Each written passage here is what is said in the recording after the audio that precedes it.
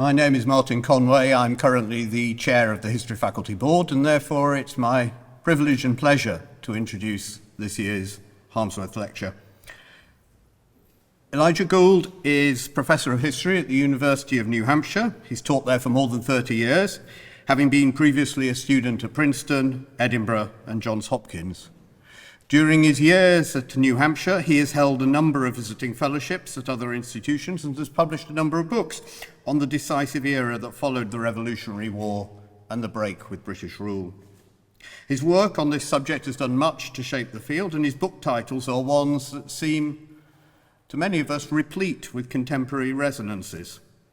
The Persistence of Empire, British Political Culture in the Age of the American Revolution, and The American Revolution and the Making of a New World Empire.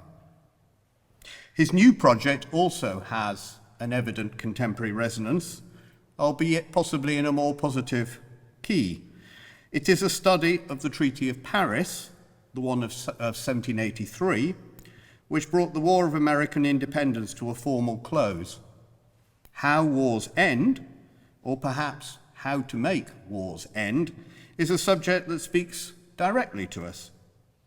And I think it demonstrates the enduring value and purpose of the Harmsworth Professorship, which is to bring the elite of the American historical profession to Oxford to lecture and inspire us on subjects which have a broad relevance.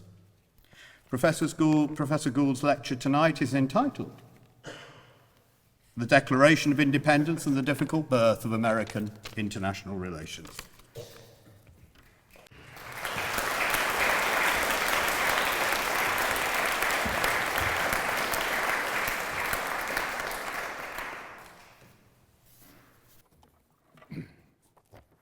Well, thank you very much, Martin, for that lovely introduction. Thank you all for being here.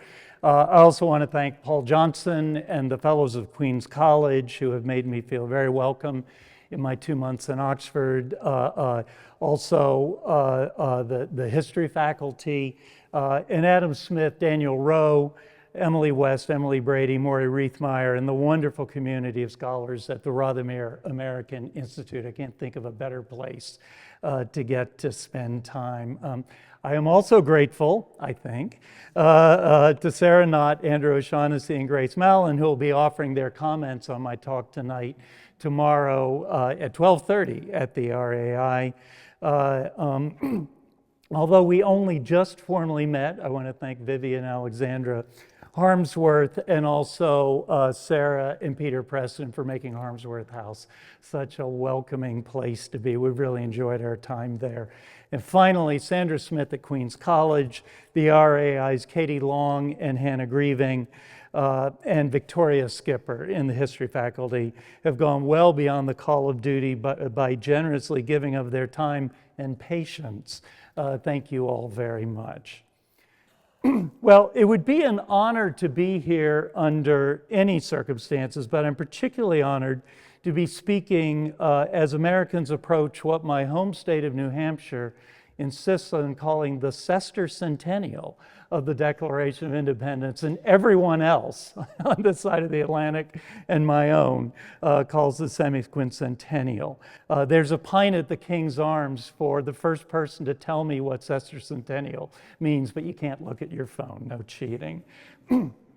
As my title suggests, my focus is going to be the international transformation wrought by American independence, but that was by no means the Declaration's only legacy. See if this thing is working. It is.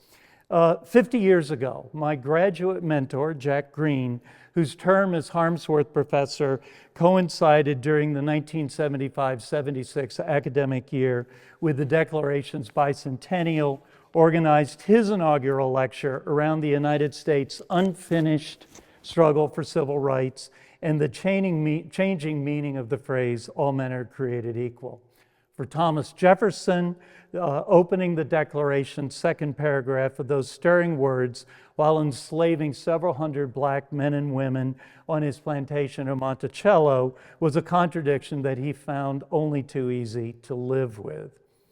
First in the hands of slavery's black and white opponents, and eventually in the hands of other liberators, including Elizabeth Cady Stanton, Frederick Douglass, and the women's rights advocates who organized the Seneca Falls Convention in 1848, the Declaration's egalitarian words became a powerful rhetorical weapon.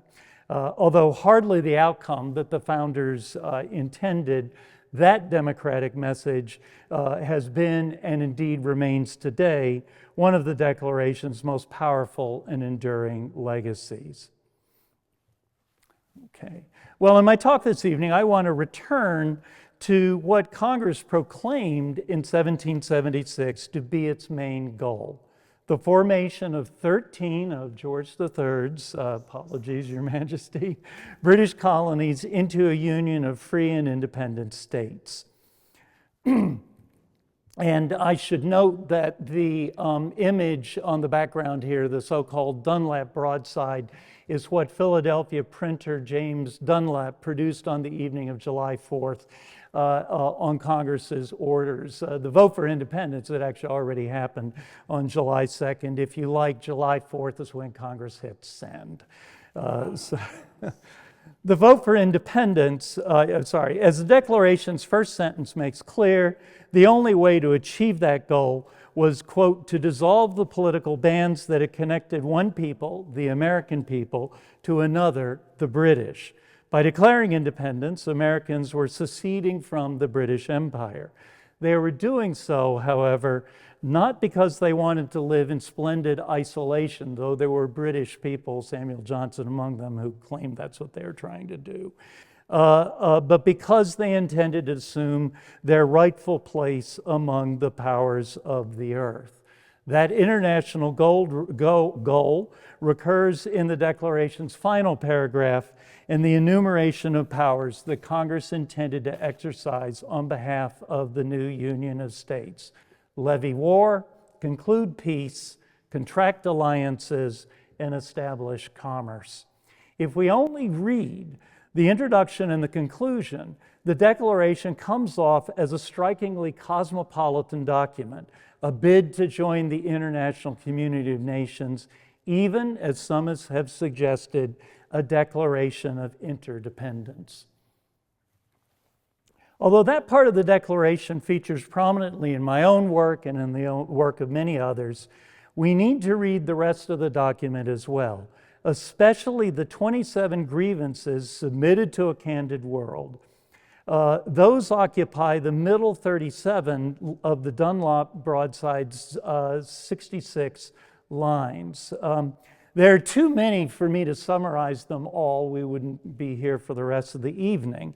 But the more important include dissolving legislatures, making judges dependent on the crown, maintaining standing armies without the approval of the constituent assemblies in the colonies where they were located. Taxes, foundation to every iteration of the modern Republican Party, Trumpian as well as non-Trumpian, appears in the middle, neither the most important nor the least.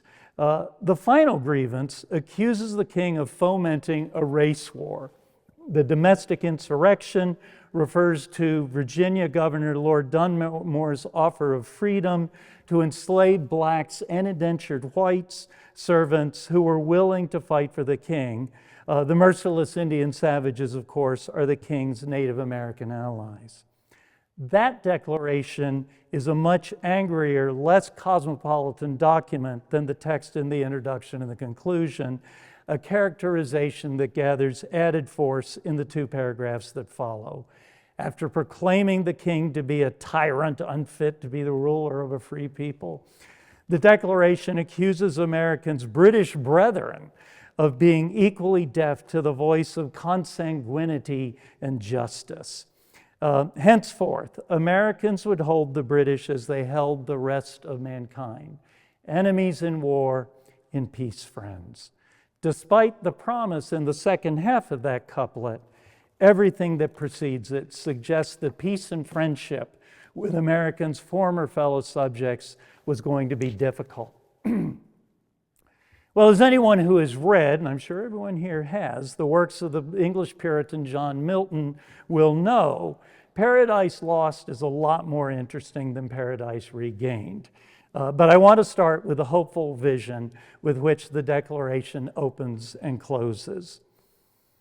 Despite the uplifting words in the introduction, the decent respect for the opinions of mankind in the first paragraph, and the appeal to a candid world in the second, it's worth remembering that the purpose of those words was to persuade Britain's European rivals, namely France and Spain, to recognize the former colonies and join them in their war for independence.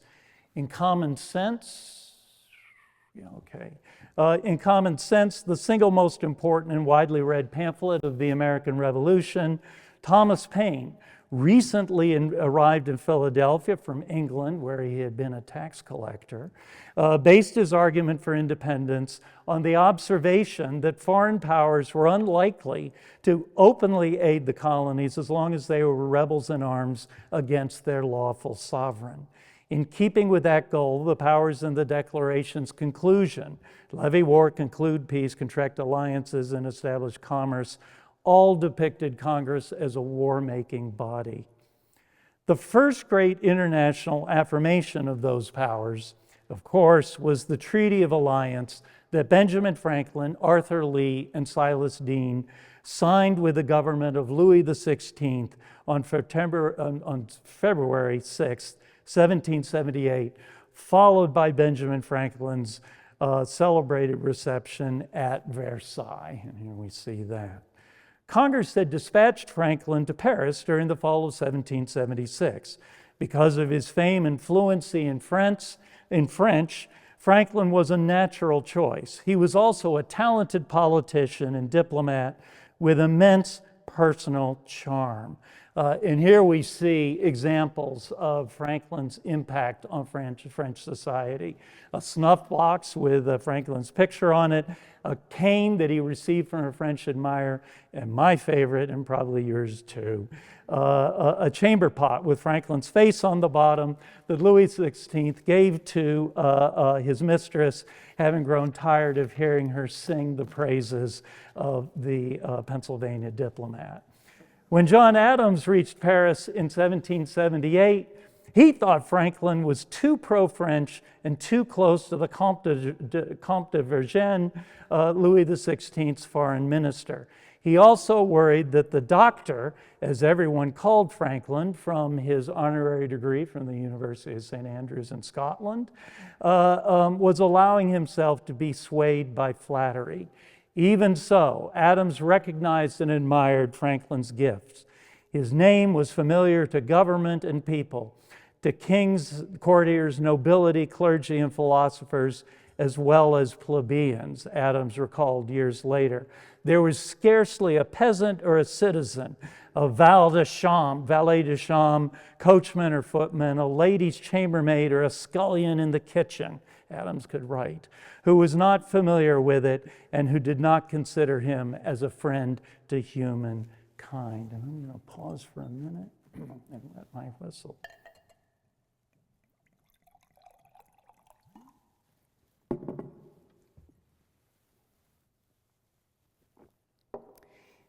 Well, in terms of making the independence that Congress declared a reality, the European power whose acceptance mattered most was Britain.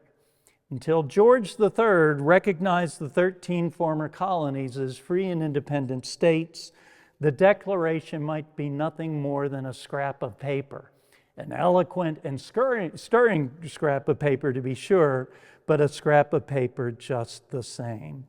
The key event in that transformation, of course, was Lord Cornwallis's surrender on October 19, 1781, to the combined forces of the United States and France. On the screen behind me is the official French commemoration of the Allies' victory by Louis XVI's Painter of Battles, that's an official title, Louis Nicolas van Blairenberg. According to the two best-known American commemorations, Yorktown was the moment when the United States bid to join the powers of the earth, crossed the line from aspiration to reality. So the Yorktown medal the first commemoration was the silver Yorktown medal that Franklin designed and arranged to have cast in Paris in 1783. On the face is a figure representing American liberty and the date July 4th, 1776. And there's the medal. Okay. On the reverse shows Hercules in the cradle slaying two snakes, General Burgoyne at Saratoga and Lord Cornwallis at Yorktown. The future American hero is protected by liberty, wielding a shield with the fleur-de-lis. While acknowledging the United States' debt to France, it suggests the Union is on its way to becoming the equal, at least, of the two European rivals. The other American commemoration was John Trumbull's surrender of Cornwallis, which he started while he was in London in 1787 as the fourth of 8 planned history paintings of the American Revolution. Like Franklin, Trumbull placed the United States in the company of France and Britain. The emphasis, however, is not on the Union's youth, but its maturity. With their blue and buff uniforms, the Americans at Yorktown are all Continental Army officers, a group that included Trumbull until 1777. They are regular officers just like the French and British, and for the most part men of wealth and privilege like Trumbull, whose father was governor of Connecticut. A much different picture emerges from Trumbull's first painting in the series, The Death of General Warren at Bunker Hill. Make sure this is what we're looking at, which he painted in London in 1786. Because of Britain's enormous casualties, over 1,000 dead and wounded, more officers killed in a single day than in the rest of the war combined. The Patriot defeat on the heights above Boston was a victory of sorts, but it was still a defeat. The militia whose lines the British are about to overrun are untrained and poorly armed. Although one may be Peter Salem, the free black Massachusetts soldier credited with shooting Major James Pitcairn, commander of the British advance guard at Lexington on April 19th, most are farmers. As the billowing smoke and flames in the upper right show, they have failed to prevent the Royal Navy from setting fire to Charlestown with incendiary shells. General Warren, who is already dying of his wounds, is protected from a grenadier's bayonet, not by his own men, but by Major John Small of the Royal Marines. Despite their marksmanship and courage, Colonel William Prescott allegedly, if apocryphally, gave them orders not to fire until you see the whites of their eyes. The Yankee militia are no match for British regulars, whereas the Continental officers at Yorktown are. The great hope was that Yorktown would lead to the British peace and friendship that the Declaration proclaimed as Congress's ultimate goal. There was just one problem. The peace that Congress imagined in 1776 was a peace that Britain was very unlikely to grant, and that neither the New England's untrained militia nor the Continental Army's regular soldiers were capable of winning on their own. The first of Congress's unrealistic demands was for the inhabitants of Britain's remaining North American colonies to join the Union.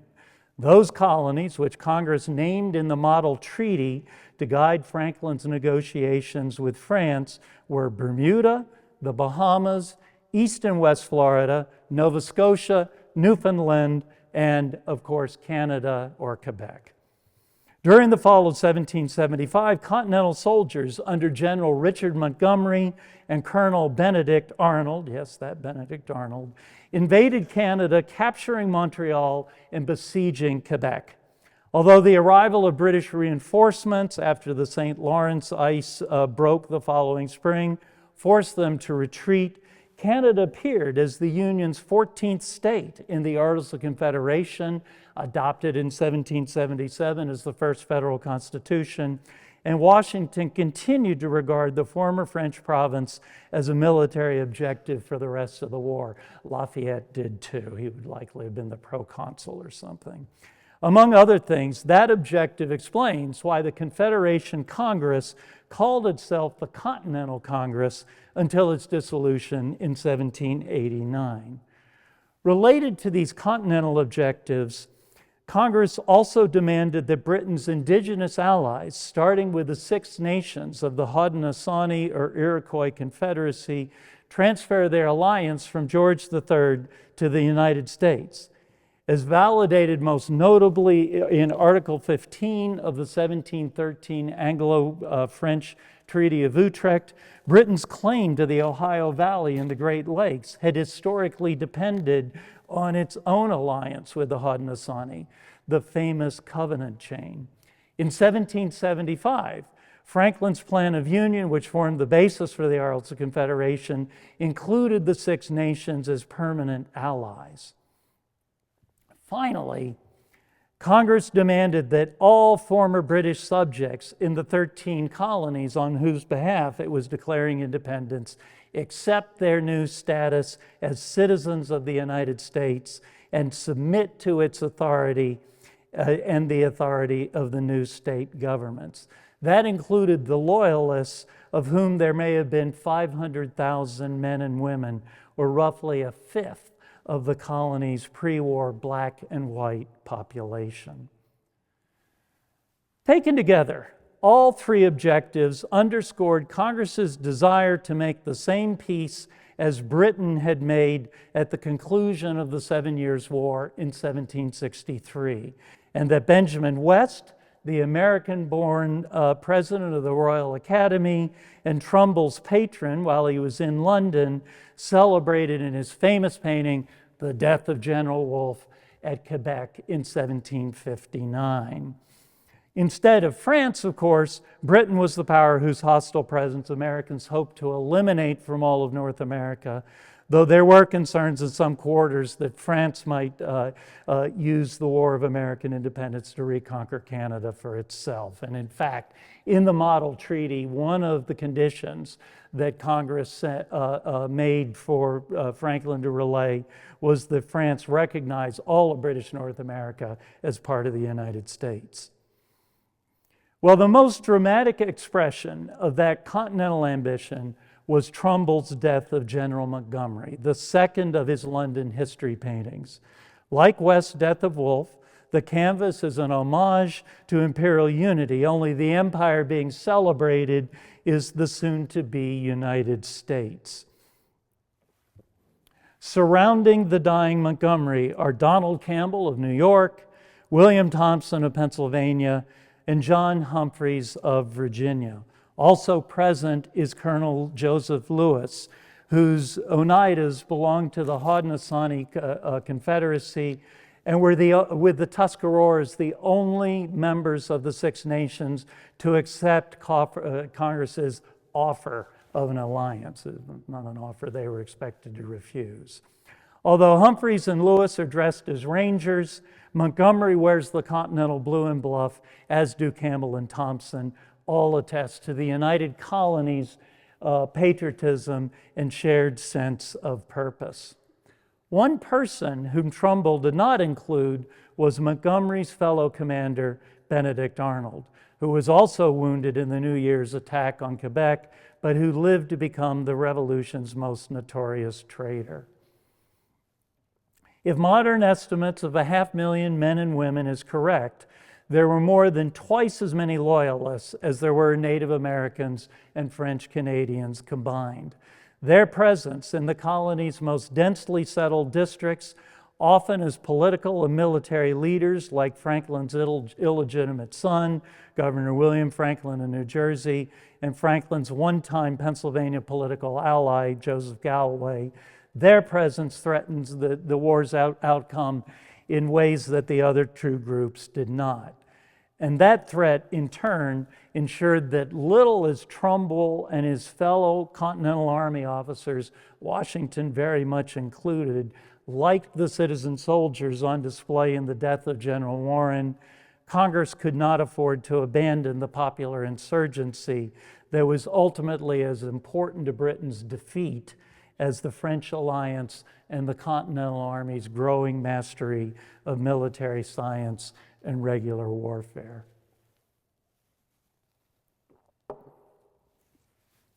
If Patriot militias were unable to withstand British regulars, one place where they were devastatingly effective was against civilians who refused to acknowledge the authority of Congress and the new state governments. Once Congress declared independence, George III's American adherents became traitors, rebels, and disturbers of the peace, legitimate targets for exemplary punishment, not unlike the abuses described in the 27 grievances against the king. That transformation was likely the reason for the remarkable second authorized publication of the Declaration by Baltimore printer and Postmaster General Mary Catherine Goddard in January 1777. Goddard's inclusion of her full name was and is a striking display of female patriotism, one that owed nothing to marriage or motherhood. This is not Republican motherhood. But the broadside's main purpose was to respond to the emergency triggered by Congress's hasty evacuation of Philadelphia as General Howe advanced across New Jersey in late 1776, followed by George Washington's risky Christmas Eve crossing of the Delaware and his surprise counterattack at Trenton. In a moment of acute crisis, one that Thomas Paine memorialized in the first of his American Crisis pamphlets, the broadside published the names of the Declaration signers and turned the document into a public oath of allegiance. And it's significant here that, John Hancock's signature, you see all the signatures below, and it makes clear that this is being published by order of Congress. They're standing up to be accounted. By publicizing the signers' names, the Goddard broadside encouraged other Americans, women as well as men, to follow Congress's example and take their own public oaths. For patriots, the need to stand up and be counted was often a political education and a means of broadening support for independence by reaching out to new citizens. In the military no man's land of New Jersey, and a lot of this insurgency is fought between New York under British occupation and Philadelphia, usually under American. In that no man's land, women and free blacks, female as well as male, both gained a limited right to vote during the war, though only if they owned property, meaning most female voters were wealthy widows. On the other hand, loyalists who refused to take the new oaths became targets for spectacular punishment, what one historian has called peaceable riots by patriot crowds in Boston and other urban centers, riots to maintain the peace. In Virginia, the flogging of suspected stories by Colonel Charles Lynch is often mentioned as the origin of lynching and lynch law, the racially motivated punishments that would come to be known by that name. Loyalists were also barred by legislative statute and court rulings from holding office, and they were jailed, banished, had their property confiscated, lost the right to practice their profession or craft, and in extreme cases were sentenced to death. Although their ostensible targets were men, anti-Tory laws also caught loyalist women in their snares. That include wives and daughters whose property was shielded by the common law custom known as coverture from confiscation for the sins of their husbands and fathers.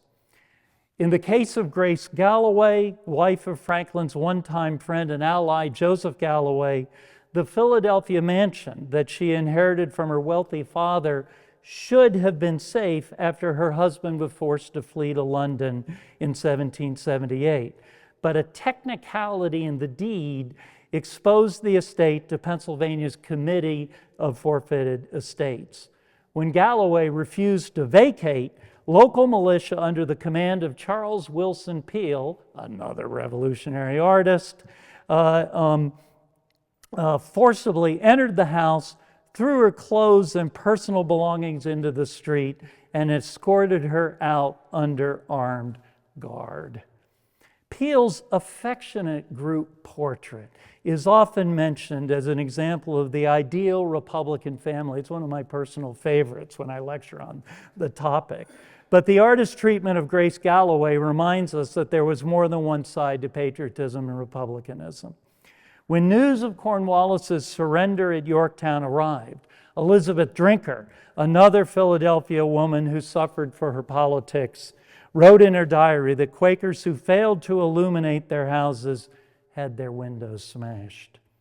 Needless to say, I think, that part of Yorktown is nowhere to be seen in Trumbull's staid painting of Cornwallis's surrender.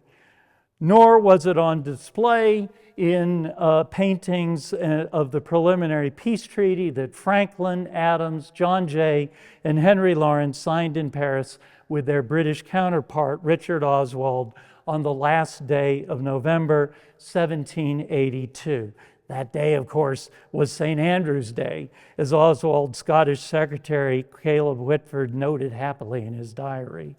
Because Oswald refused to sit for West Group portrait, historians have seen in the unfinished painting a sign of Britain's reluctance to accept American independence. Oswald's refusal, however, had nothing to do with shame over the treaty or his own role in it. Instead, he was self-conscious about his unattractive looks. An obstacle that may also explain why Trumbull's projected painting got no further than a preliminary sketch. Following the signing of the definitive treaty in his Paris apartment on September 3rd, 1783, David Hartley, Oswald's owlish successor as British Peace Commissioner, was only too happy to have his portrait painted with the document by his right hand. In a long and distinguished career, the recognition of American independence was one of Hartley's proudest accomplishments. Yet the Revolution's history as a popular insurgency, an insurgency that drew much of its vigor and sense of victimhood from the royal grievances in the Declaration, was neither a thing of the past nor was it forgotten. Under the peace treaty's 7th article, Britain was required to withdraw with all convenient speed from posts that its land and sea forces still held. In New York, which General Sir Guy Carleton, Commander-in-Chief of the British Army, hoped to leave within weeks of the preliminary treaty's arrival on March 15, 1783, the evacuation took nearly 9 months. Between 60 and 80,000 loyalists decided that they preferred exile in the British Empire to life in the United States. As a proportion of the former colony's pre-war population, that was a larger number than emigres who left France and Russia after their revolutions. As Benjamin West's painting reminds us, the loyal refugees were a far more socially and racially diverse group than the aristocratic image that one sometimes still encounters in the United States today. To be sure, some were wealthy and influential, social and political leaders like William Franklin and the Galloways, but most were not.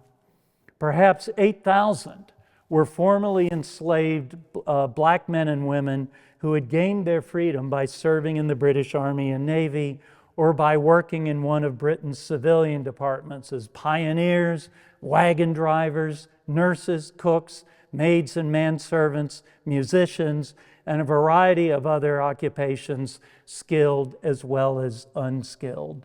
And I should note that they were allowed to leave New York despite a provision in Article 7, which was just up, which you may have seen, prohibiting the British Army from carrying away Negroes and other American property. That's in quotes.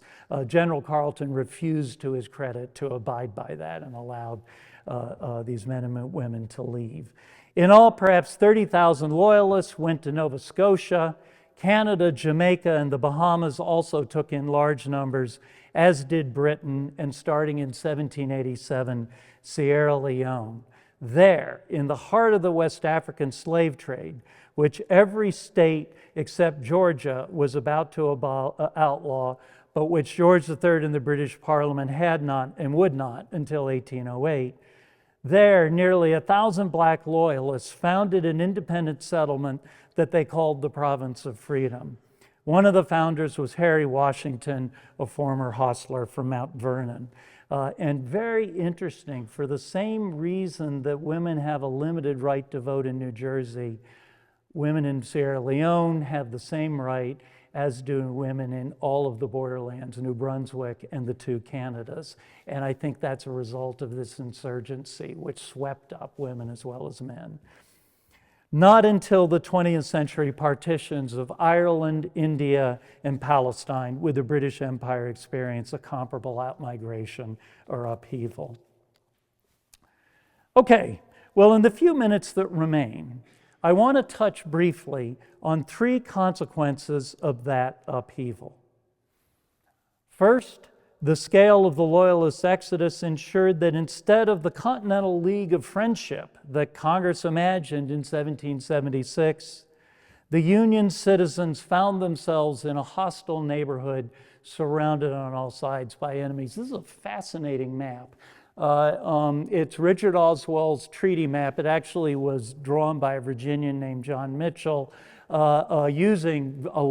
making extensive use of Jefferson's father, Peter Jefferson's map. So there's a real sort of Virginia through line here. But it has Oswald's red boundaries on it with George III's notations. The other interesting thing of this is there was a dispute over the border up on the Passamaquoddy, the modern border between Maine and New Brunswick, and Americans claimed it was the Magadavik River, whereas the British claimed it was the Scudic. This map shows it was the Magadavik. The British kept this secret until 1907. Don't show the Americans. Because, of course, anyone who's been to that border knows the modern treaty is the Scudic. So the British won that one. But no thanks to this map. So anyway, so the scale of this exodus turns places that people had expected to join the Union per the model treaty and the Articles of Confederation into British loyalist outposts that are never going to join the Union. At Detroit, Niagara, and several other western posts, all of which were now in the United States territory, the British government refused to evacuate its garrisons until Congress and the states compensated the Loyalists for their losses as required in the treaty's 5th article, and Americans repaid their pre-war debts as Article 4 stipulated, and those debts had to be paid in pounds sterling. A big standoff. Working with native leaders like Joseph Brant, the Mohawk war chief and head of the Haudenosaunee-led Western Indian Confederacy out in the Midwest, Canadian Loyalists took advantage of that impasse by covertly assisting the King's native allies and urged officials in London to create an Indian barrier state as far south and east as the Ohio River. Brant had visited London in 1776, where he famously refused to kiss George III's hand because he was the King's ally and equal, but gallantly kissed Queen Charlotte's because he was a gentleman. In 1786, Brant crossed the Atlantic again. Although he failed to win the recognition that he sought, his reception was sufficiently warm to raise questions about whether the Northwest Territory, as Congress named the disputed region in its landmark 1787 ordinance, would ever be part of the Union. Meanwhile, led by William Franklin and Joseph Galloway, those guys again, Loyalists in Britain spearheaded a campaign in Parliament and the British press to prevent merchants from the United States from resuming their lucrative pre-war trade with Britain and its remaining colonies. During the summer of 1783, the Privy Council barred American ships from the West Indies, which before the war had accounted for approximately a third of Britain's merchant marine. This is a big shipping industry. It barred them from the West Indies carrying trade. In the Leeward Islands, the Admiralty tasked an ambitious young naval captain named Horatio Nelson with enforcing the ban, and Nelson's letters from this period are fascinating. The guy could write. He's also really upset that he doesn't really succeed, doesn't like the Americans. At a stroke, the crippled New England shipyards, still recovering from the war, the order crippled New England shipyards, still recovering from the war, and it cut American producers and consumers off from their principal source of hard currency. In December, Britain tightened the screws further by prohibiting the importation of American whale oil. In 1775, 2/3 of the fuel that lit London street lamps came from Nantucket. Whalers who could afford to pull up stakes and move did, to Dartmouth on England's southwest coast, to Dunkirk and France's Channel ports as Les Nantuckois, and to the Falkland Islands where their descendants remain to this day. Although precise measurements are difficult, historians have compared the economic contraction for historians who stayed put in the United States to the Great Depression of the 1930s. Perhaps inevitably, a second consequence of the peace was to empower nationalists and pro-federalists like John Trumbull, who wanted a central government capable of meeting its treaty obligation to other governments and ultimately to its own citizens. Had Britain agreed to a commercial treaty, either as part of the Treaty of Paris negotiations or during John Adams's frustrating 3-year mission to London, Americans might have been spared the worst of the economic crisis and unrest that set the stage for Philadelphia's Federal Convention in 1787 and the Articles of Confederation, the Union's first constitution, might have survived. As it was, though, several of the new Constitution's key innovations were adopted with the goal of bringing Britain to the bargaining table and restoring the peace and friendship that the Declaration proclaimed as Congress's goal in 1776. The main British carrot in the new charter was the creation of federal courts with the authority to enforce treaties as the law of the land. In Virginia, whose citizens owed half of the United States £5 million in outstanding pre-war debts, an enormous sum. British creditors responded by filing more than 200 suits for recovery within months of the new Congress's first meeting on March 5th, 1789. There were also some important sticks, notably the tariff power that Congress could now use to encourage Britain to relax its restrictions on American ships and goods with punitive duties. No less important, the new federal duties could be used to fund an army with which to subdue Britain's allies in Indian country, and should diplomacy fail, to seize Detroit and the other western posts by force of arms. In many ways, though, the most important consequence of the Revolutionary War's turbulent conclusion, one that was probably also inevitable, was to keep the memory of the popular insurgency that John Trumbull and the Federalists would have preferred to relegate to the past, and in so doing, to help preserve the right of resistance that Federalists also found embarrassing. In a remarkable letter to English historian Catherine Macaulay, written toward the end of his first year as president, George Washington reflected on that legacy. Macaulay had been Washington's guest at Mount Vernon during the mid-1780s and the two had corresponded ever since on a variety of subjects, including the Constitution and the federal government of which Washington was now the head. The Union's new government, Washington told his friend, was a government of accommodation as well as laws. Much was to be done by prudence, he said, much by conciliation, and much by firmness. As Washington's response to the Western tax revolt known as the Whiskey Rebellion showed, the first president did not hesitate to use force when he thought firmness was warranted. But everything else about his letter to Catherine Macaulay, a letter that he surely knew others would read, suggested a preference for conciliation and compromise, including with Americans for whom the Declaration's grievances and the right of resistance that they inspired had lost none of their rhetorical force. And many of them, I should add, did not like the Constitution. I walk on untrodden ground, he told Catherine Macaulay. For the subsequent history of Washington's compromise, and we could spend a whole lecture talking about Washington's various compromises during his 2 terms in office.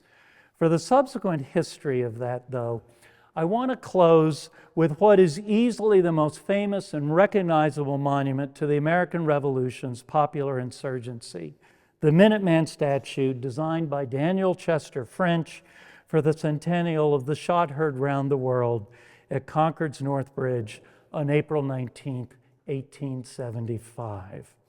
The phrase comes from Ralph Waldo Emerson's Concord hymn, the first stanza of which is engraved on the pedestal. Over the last 50 years, the monument has been appropriated by right-wing militia groups and white supremacists, most recently by the ersatz patriots who attacked the Capitol on January 6th. Hope I'm not, anyway. Nothing could be further from the intentions of Emerson, who spoke at the statue's dedication in 1875, or from how Frederick Douglass, President Ulysses S. Grant, Louisa May Alcott, and many other dignitaries who came for the statue's unveiling understood the occasion. For the monument's original meaning, if you will, we need to go back to Emerson's poem, which he wrote in 1837 as a hymn to be sung to the tune of the doxology, Old 100 in the congregational hymnal. By the rude bridge that arched the flood, their flag to April's breeze unfurled, here once the embattled farmers stood, and fired the shot heard round the world.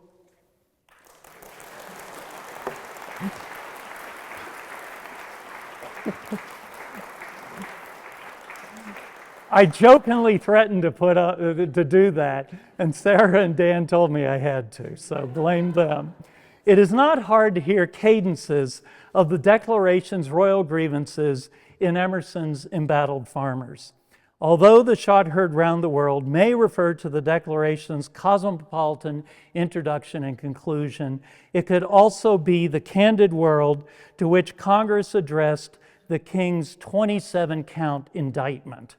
During the sectional crisis that preceded the American Civil War, Emerson controversially defended John Brown and the armed raid on the Federal Armory at Harper's Ferry, Virginia in 1859, and he compared Brown's principled stand against slavery to American patriots who fought and died for independence.